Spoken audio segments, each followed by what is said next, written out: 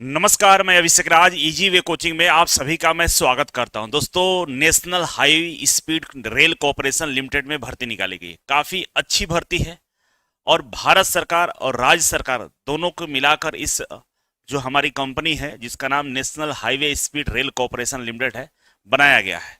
अब इसमें जो भर्ती निकाला गया है आईटीआई और डिप्लोमा दोनों के लिए भर्ती है। दोनों बच्चे इसमें अप्लाई कर सकते हैं, लेकिन दोनों की सीटों की संख्या अलग अलग है। ठीक है, तो आइए इसके बारे में चर्चा करते हैं। सबसे पहले अगर आप इसका तैयारी करना चाहते हैं तो इजी वे ग्लोबल एप्लीकेशन को डाउनलोड कर लीजिए। कोई असुविधा हो तो हमारा हेल्पलाइन नंबर है, इस पर कॉल कर सकते हैं। जैसे आप डाउनलोड करेंगे तो ये लेआउट है, ठीक है ना, इस तरह का लेआउट दिखेगा। इसमें आपको मास्टर कोर्स के अंदर में जाना है और मास्टर कोर्स पर जैसे क्लिक करेंगे तो आपके सामने इलेक्ट्रीशियन का, फिटर का, टर्नर जो भी भर्ती निकालिएगा उसका यहाँ पे कोर्स दिखाई देगा।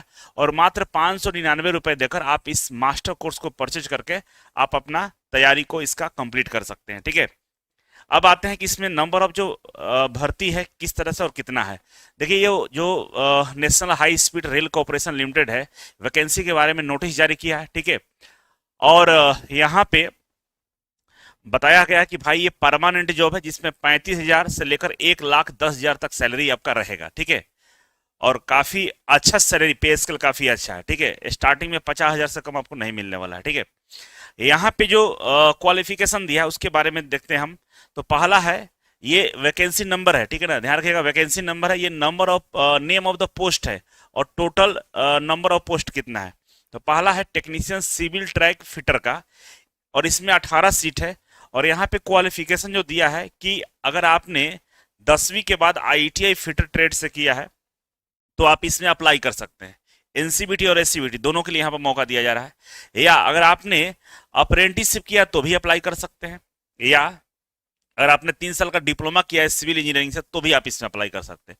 तीनों के लिए मौका दे दिया, फिटर हो, अप्रेंटिसशिप हो, या अगर आपने सिविल से डिप्लोमा किया तो भी अप्लाई कर सकते हैं। ठीक है, इसी तरह से ये टेक्नीशियन सिविल ट्रैक मैकेनिक्स के लिए भी दिया है कि भाई अगर आपने एनी मैकेनिक्स और इक्विवेलेंट ट्रेड से अगर आपने आईटीआई किया तो भी अप्लाई कर सकते हैं, अप्रेंटिसशिप किया तो भी अप्लाई कर सकते हैं, और सिविल से डिप्लोमा किया तो भी अप्लाई कर सकते हैं। ठीक है, आगे हम सभी में आपको डिप्लोमा, आईटीआई, अप्रेंटिसशिप मांगा गया है। जैसे यहाँ पे देखिए टोटल 77 सीट है, किसमें, टेक्नीशियन इलेक्ट्रिकल में। तो कह रहा है कि भाई अगर आपने आईटीआई इलेक्ट्रीशियन ट्रेड से किया तो अप्लाई कर सकते हैं, अप्रेंटिसशिप अगर आपने इलेक्ट्रॉनिक्स या इलेक्ट्रीशियन से किया तो अप्लाई कर सकते हैं, साथ ही साथ अगर आपने डिप्लोमा इलेक्ट्रिकल इंजीनियरिंग से किया तो अप्लाई कर सकते हैं।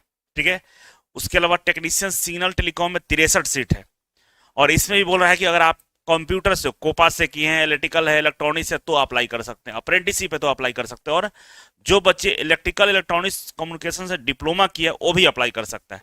तो कुल मिलाकर सीटों की संख्या 200 प्लस है और आप इसमें अप्लाई कर सकते हैं। ठीक है, कुछ जो भर्ती निकाला गया है उसके लिए मतलब हमें लगता है कि जितने भी यहाँ पर भर्ती निकाला गया है सब में डिप्लोमा, आईटीआई और आपका अप्रेंटिसशिप मांग के रखा है। ठीक है, अगर आप इसके अकॉर्डिंग आपके पास क्वालिफिकेशन है तो अप्लाई कर सकते हैं।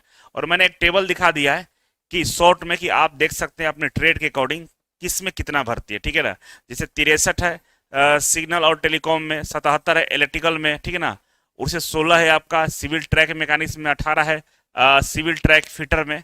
तो आप यहाँ से डायरेक्टली आप चीज़ों को देख सकते हैं। ठीक है, अब आते हैं कि भाई इसमें एज क्या होगा। तो इसमें मैक्सिमम एज 35 साल दे रखा है, मेडिकल स्टैंडर्ड B1 कैटेगरी का होना चाहिए, प्लेस ऑफ पोस्टिंग इसमें बोल रहा है कि भाई एनीवेयर, कहीं भी जहाँ पे इस कंपनी का कहीं भी प्रोजेक्ट होगा वहां आपको काम करने जाना होगा। ठीक है, एक और इसमें गंभीर चीजें लिखा हुआ कि फॉर ऑल द पोस्ट, सभी पोस्टों के लिए कह रहा है कि कम से कम 2 साल का पोस्ट क्वालिफिकेशन एक्सपीरियंस होना चाहिए in the field of operation और मेंटेनेंस डिपार्टमेंट में। ठीक है, और कहाँ से होना चाहिए, अगर इंडियन रेलवे हो सकता है, गवर्नमेंट ओन्ड हो सकता है, या गवर्नमेंट ऑपरेटेड रेलवे हो सकता है, मेट्रो रेलवे, या आरटीएस सिस्टम, इन तमाम जगहों से अगर आपके पास एक्सपीरियंस है तो आप इसमें अप्लाई कर सकते हैं। ठीक है, ये बोला है, मतलब 2 साल का एक्सपीरियंस मस्ट है अगर आप इसमें अप्लाई करना चाहते हैं तो।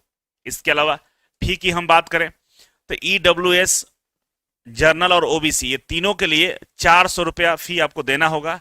और इसके अलावा कह रहा है कि ट्रांजेक्शन और और भी जो उसमें बैंक चार्जेस होता है, उस सब अलग से आपको पेड करना होगा, ठीक है।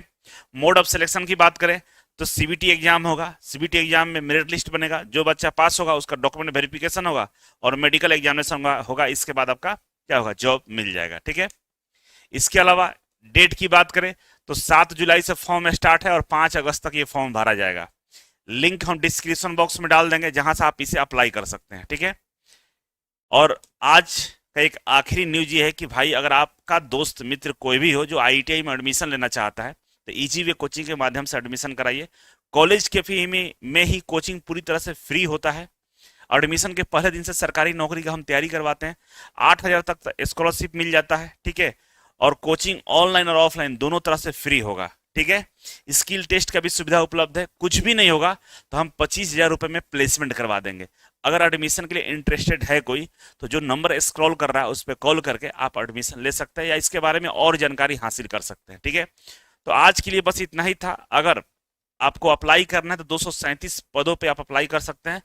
और इसके बारे में और भी जानकारी आपको चाहिए तो कमेंट बॉक्स में कमेंट कर सकते हैं। बाकी मिलते हैं अगले वीडियो में, तब तक के लिए नमस्कार।